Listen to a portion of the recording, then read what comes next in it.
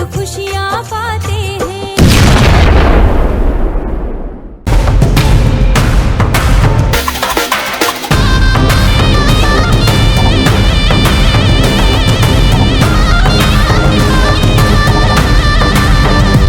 भुजगशयनम पद्मनाभम सुरेशम विश्वाधारम गगन सदृशम मेघ वर्णम।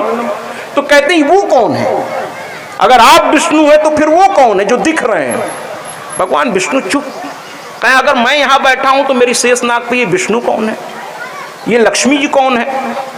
विमान और आगे बढ़ा महाराज, और चूंकि अब विष्णु भगवान चाहे चक्कर में आ गए इसलिए थोड़ा वो सर झुकाए बैठे। तब तक विमान आगे बढ़ा, देखा कि ब्रह्मा जी की सभा लगी हुई है।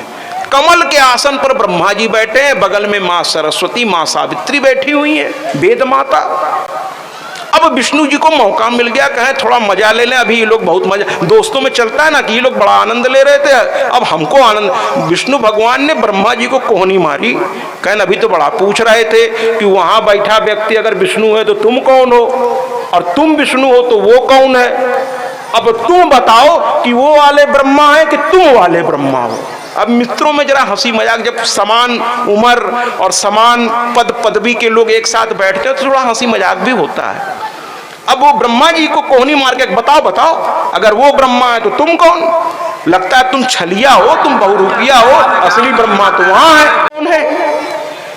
आगे विमान बढ़ा तो फिर कैलाश दिखा, वहां नंदी पर गौरा और महादेव। अब सब चुप हो गए क्योंकि मां की लीला चल रही है, ये बात उनके समझ में आ गई। उसके बाद आगे जब विमान बढ़ा तो तीनों देवताओं ने कहा मां ये दिखाना चाहती है कि तुम जैसे ब्रह्मा विष्णु महेश अनंत बार मेरे सामने आए हैं और गए हैं, है ना।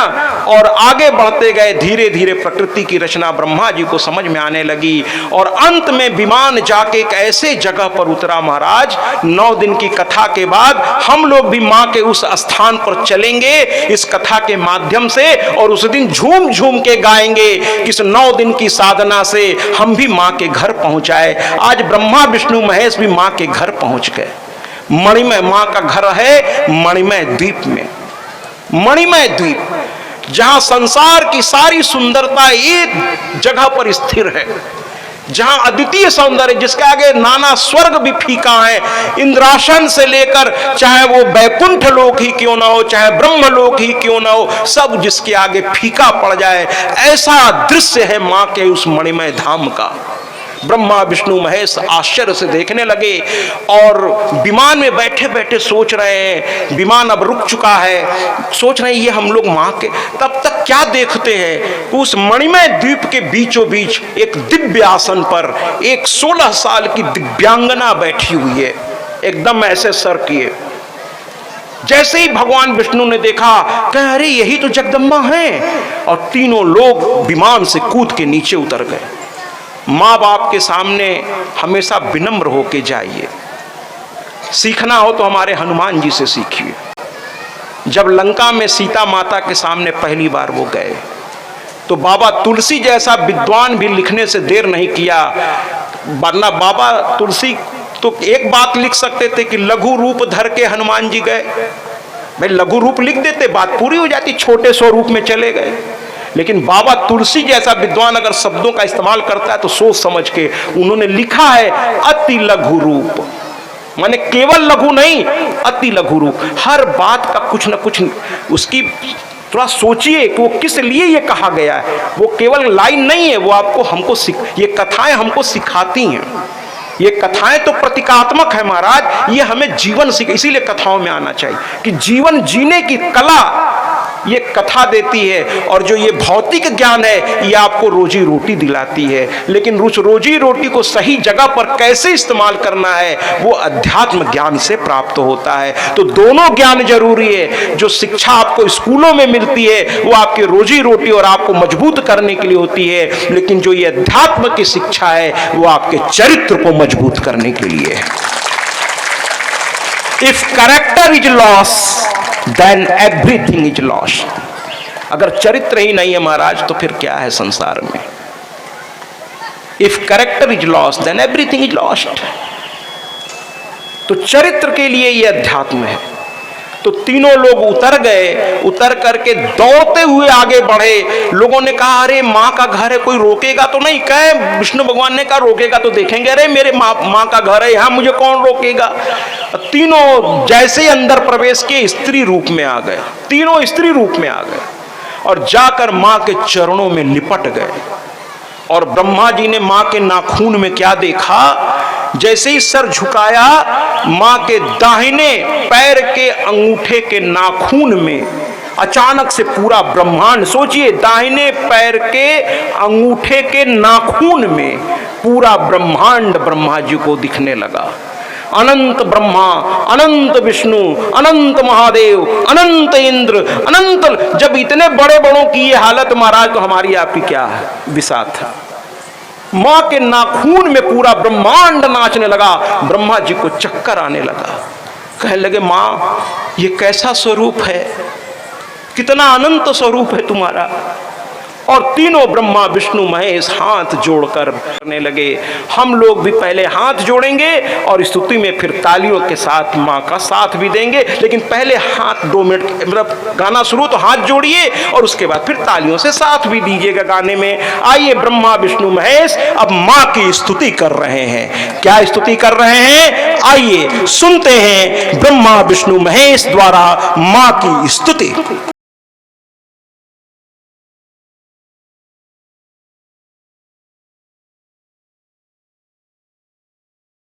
नमो नमो सर्वेश्वरी, नमो नमो जगदम, नमो नमो सर्वेश्वरी, नमो नमो जगदम। संत जनों के काज को करती नहीं विलंब है मैया, करती नहीं विलंब। आदि शक्ति जग विदित भवानी, महिमा अपरंपार। आदि शक्ति जग विदित भवानी, महिमा अपरंपार। तुमने की सृष्टि की रचना, जिससे बसा संसार है मैया, जिससे बसा संसार।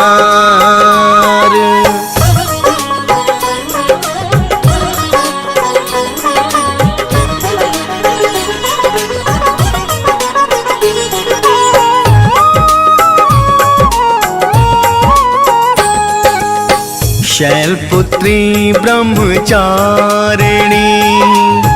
चंद्र घंटा तेरो नाम। शैलपुत्री ब्रह्मचारिणी, चंद्र घंटा तेरो नाम। कुसमांडा अस्कंद माता, मैं तुमको करूं प्रणाम है मैया, तुमको करूं प्रणाम।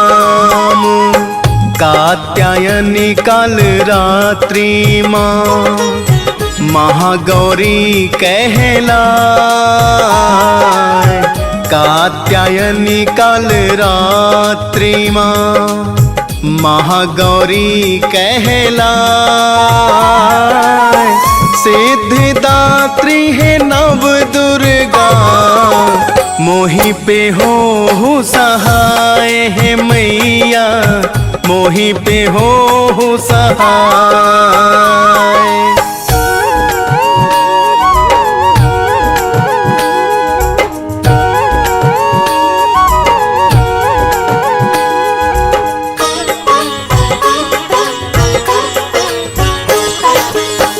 दुर्गे दुर्ग विनाश। जयकारा शेरा वालिदा, बोल साचे दरबार की। जयकारा शेरा वालिदा, बोल साचे दरबार की। ये हुई ना बात। हम लोग शक्ति के उपासक हैं, हमारे में ऊर्जा की कमी कैसे हो सकती है? कुल मिलाकर अब एक बात बहुत ध्यान से आप सभी सुनिएगा। लोगों को एक भ्रम, पता नहीं कहां से किसने ये शुरू किया कि सरस्वती की उत्पत्ति, ध्यान से सुनिएगा, मैं भ्रम को तोड़ने ही निकलने का प्रयास कर रहा हूं। मैं शहर शहर गांव गांव कि अपनी ही पुत्री से, अरे राम राम राम राम राम, ये कैसा पाप हम लोग कर रहे हैं। अरे इस कलयुग में, जबकि लोग कहते हैं कलयुग है, लेकिन ऐसा कोई पिता पहली बात तो करता नहीं है।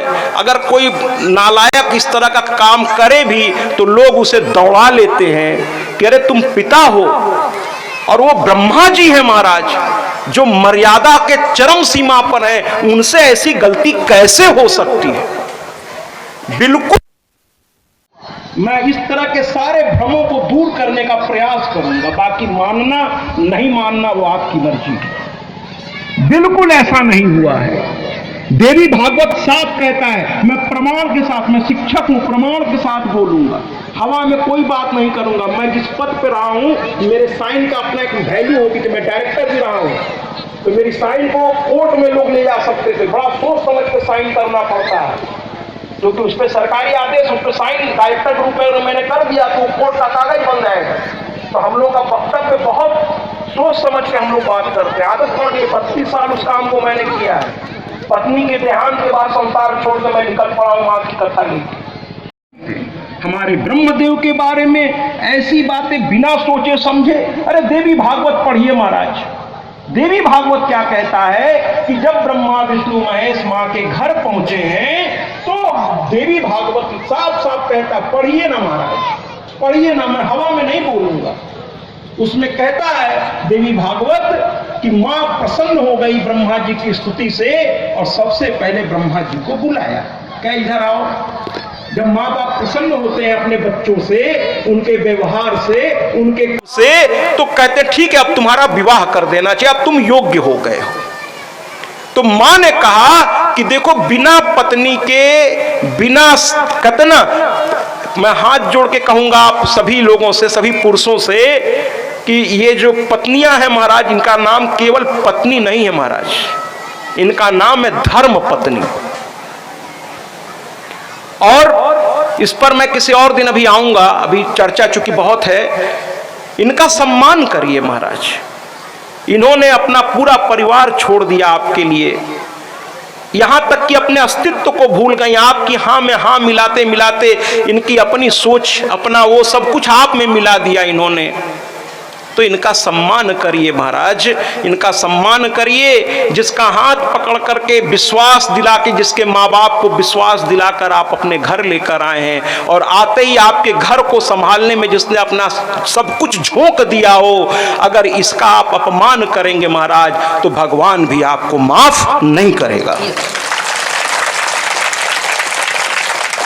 कहते ना, यत्र नारी पूज्यन्ते तत्र रमन्ति देवता। जहां नारी का सम्मान नहीं, वहां देवता क्या रहेंगे महाराज, देवता क्या रहेंगे। ये भी किसी की आंख की तारा हैं, उनके माता पिता के लिए ये भी दुलारू हैं। जितना प्यार आपके माँ बाप आपसे करते हैं, इनके माँ बाप भी। लेकिन ऐसा होता है, हमारा नियम है, विवाह के बाद ये अपना परिवार छोड़ करके आपके परिवार में आके मिल जाती हैं। तो थोड़ा इनका ध्यान रखिए। हाँ, जहाँ गलती करें वहाँ प्यार से समझा दीजिए, लेकिन थोड़ा ध्यान रखिए, बात करते समय थोड़ा इनके सम्मान का ध्यान रखिए, इनके सम्मान का ध्यान रखिए।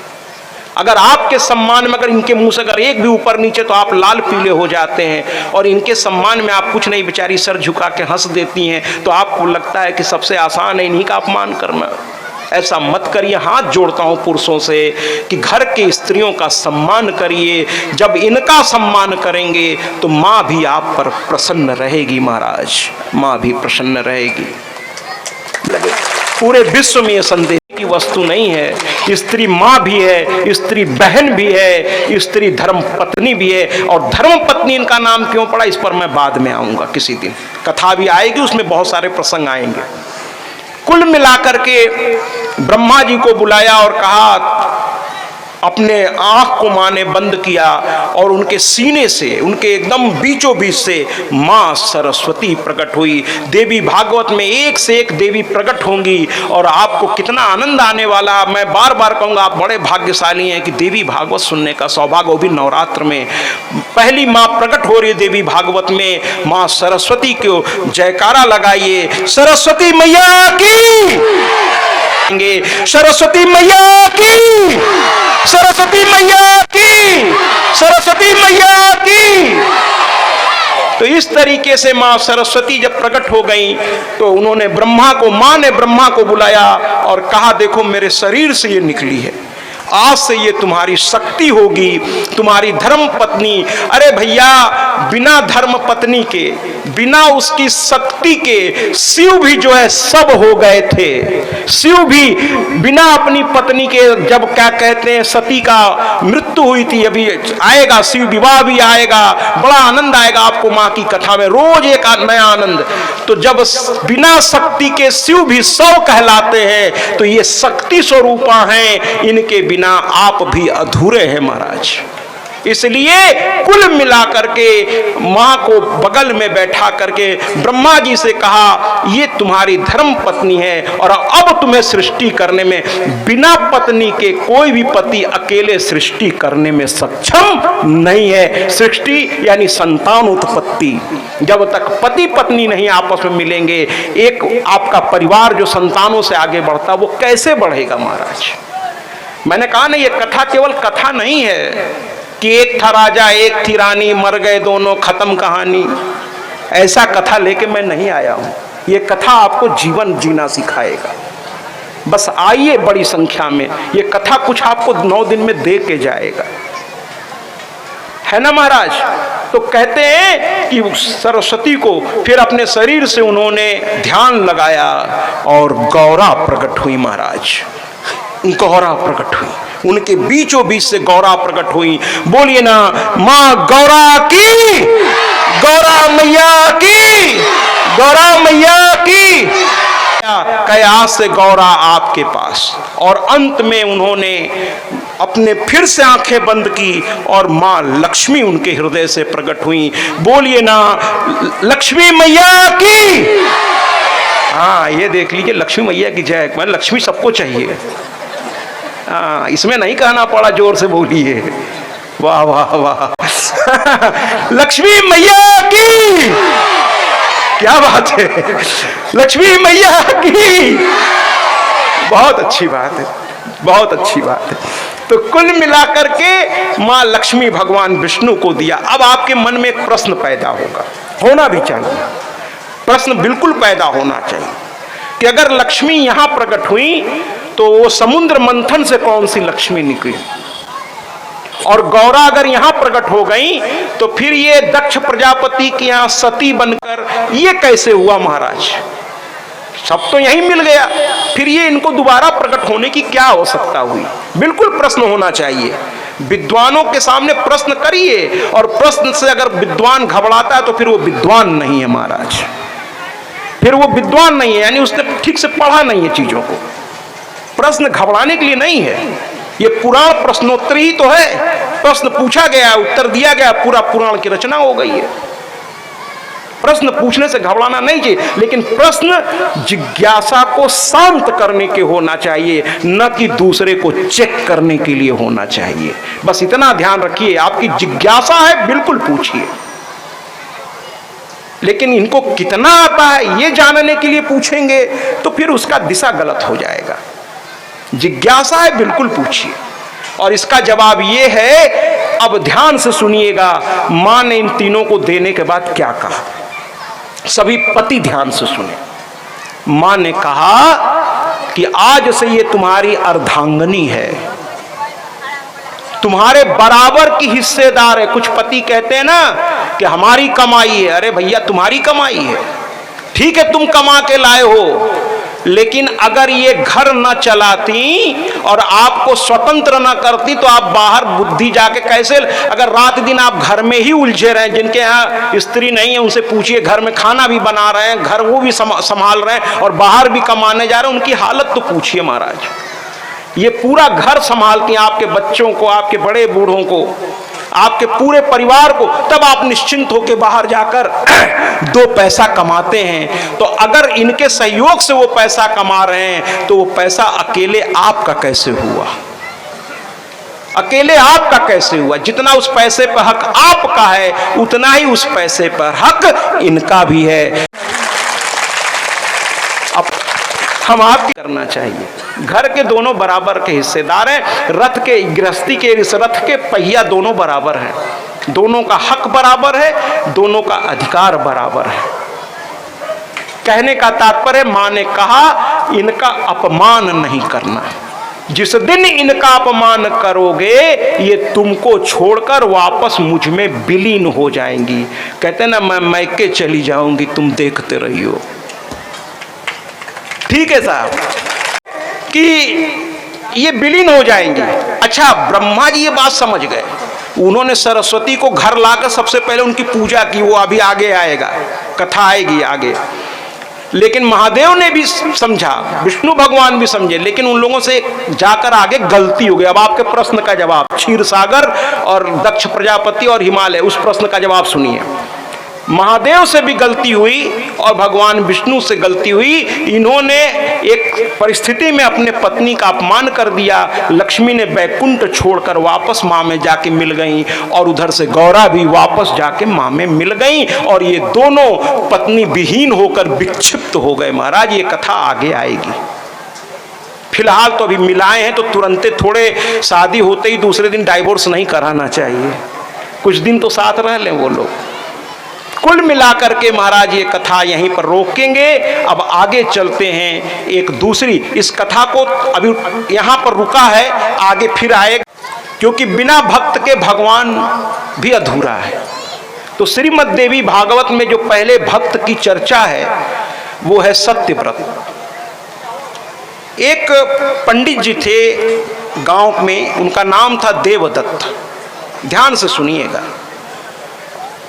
उनको कोई संतान नहीं था, बड़े परेशान थे पंडित जी कि हमारा कुल खानदान आगे कैसे बढ़ेगा, हमारे मरने के बाद हमारे परिवार का क्या होगा। बड़े परेशान थे दोनों पति पत्नी। लोग स्त्री को ताना मारते थे, अरे तुम तो बांझ हो, तुमको तो पुत्र ही नहीं हो रहा है, क्या फायदा, ये वो दुनिया भर का। अच्छा, मैंने एक चीज देखी है, मैं माताओं से कहना चाहता हूं कि स्त्रियों का दुश्मन, हमने पता नहीं, बड़ा मुझे आश्चर्य होता है कि स्त्रियों का दुश्मन पुरुष नहीं, उतना नहीं जितना स्त्रियों का दुश्मन खुद स्त्रियां होती हैं। हाँ, कौन है भैया? तो स्त्रियों का दुश्मन है ना, आपस में एक दूसरे को ऐसा ताना मार मार के मारे, इनको तो लड़के नहीं हो रहा, इनको तो लड़के नहीं हो रहा, लड़के नहीं हो रहा। वो बेचारी रोती थी बैठ के, अकेले में रोती थी वो बैठ के। जबकि पुरुष समझाता था, अरे कोई बात नहीं, किस्मत में नहीं है, कोई बात नहीं, चाहने दो, हम लोग भगवान का भजन करेंगे, अच्छा है, दुनियादारी में न पड़ के भगवान का भजन करेंगे। लेकिन रात दिन के तानों से तंग आकर एक दिन उस स्त्री ने कहा कि अगर मुझे बच्चा नहीं हुआ तो मैं प्राण त्याग दूंगी। जबकि ऐसा करना नहीं चाहिए महाराज। अब पति घबरा गया, वो गया गुरु के शरण में, विद्वानों के शरण में जाना चाहिए जब ऐसी कोई संकट हो, और कहने लगा महाराज बड़ी समस्या हो गई है, हमें तो कोई दिक्कत नहीं, कि हमारी पत्नी बड़ी परेशान है, कुछ करिए।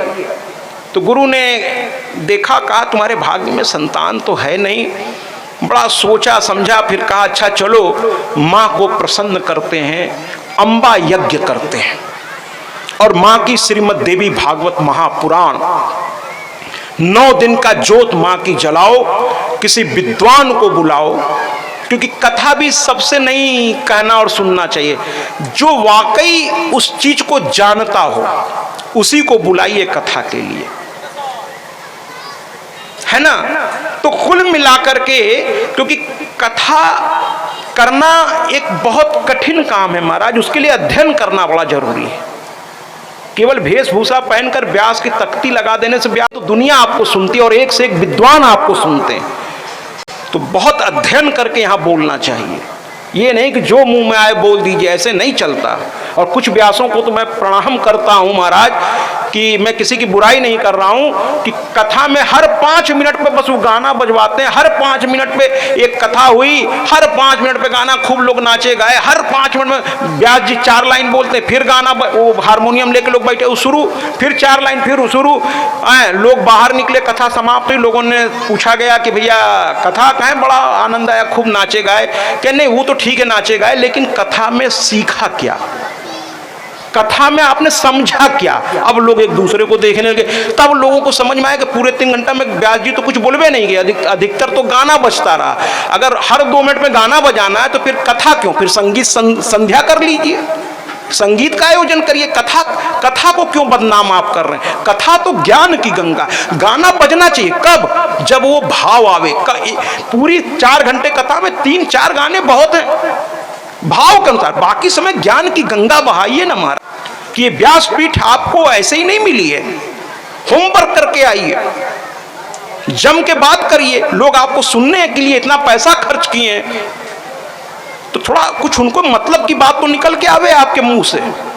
मैं सभी व्यासों से हाथ जोड़ के कह रहा हूं, आप सभी आदरणीय हैं, लेकिन समय पास मत किया कीजिए कथा में। इससे कथा का अपमान, श्रोता का अपमान। हर 2-2 मिनट पर संगीत नहीं होना चाहिए। कथा माने ज्ञान, इसको ज्ञान यज्ञ कहा गया है। संगीत बजाइए महाराज, हम मना नहीं कर, प्रसंग आवे, भाव आवे, बजाइए, लेकिन उसमें ज्ञान की गंगा बहाइए। कुल मिलाकर के देवदत्त अपने गुरु के पास, गुरु ने कहा अंबा यज्ञ, श्रीमद् देवी भागवत महापुराण, कथा प्रारंभ हुई, उधर यज्ञ प्रारंभ हुआ, और देवदत्त अपनी पत्नी के साथ मां की ज्योत जलाकर बैठ गया। मां की ज्योत में बड़ी ताकत है महाराज। अगर आपने मां की ये ज्योत जलाकर ये 9 दिन की कथा आपने रख ली, मैं पूरे विश्वास से कहता हूं कि मां जिस दिन आपके घर में आ गई, बहुत से लोग व्यक्तिगत अपने बल पर ये कथाएं रखवाते अपने परिवार के सुख शांति के लिए, है ना। तो जिस दिन मैया की ज्योत जलाकर आप पति पत्नी 9 दिन के लिए कथा सुनने बैठ गए, विश्वास कीजिए, मैं बड़े ही विश्वास के साथ कहता हूं कि मां इतनी करुणामयी है कि इस 9 दिन की तपस्या से अगर मां घर में आ गई, और अगर उसके बाद आपका रास्ता गलत नहीं हुआ, तो मैं कहता हूं मां आपका घर छोड़ के कभी नहीं जाएगी। बुलाइए तो मां को, बुलाइए तो मां को। हम लोग कुछ करना नहीं चाहते। गीता कहती है पहले कर्म करो तब फल की सोचो। वो तो कहती है गीता कि कर्मण्येवाधिकार आस्ते मां फलेषु कदाचन, कर्म पर तुम्हारा अधिकार है। कर्म हम करते नहीं, फल की इच्छा करने लगते हैं। कुल मिलाकर अंबा यज्ञ शुरू हुआ, बड़े बड़े संत और वो आए और कथा भी हो रही थी। यज्ञ के दौरान एक पंडित जी थे, गोभिल ऋषि, और वो थोड़ा बूढ़े हो गए थे, बहुत बूढ़े हो गए थे। वो मंत्र बोलते समय हांफने लगते थे, है ना। जब आपकी उम्र जवाब दे जाए तो एक समय के बाद काम को रोक देना चाहिए, क्योंकि किसी का काम गड़बड़ हो जाएगा आपकी गलती से तो उसका उल्टा परिणाम होने लगता है।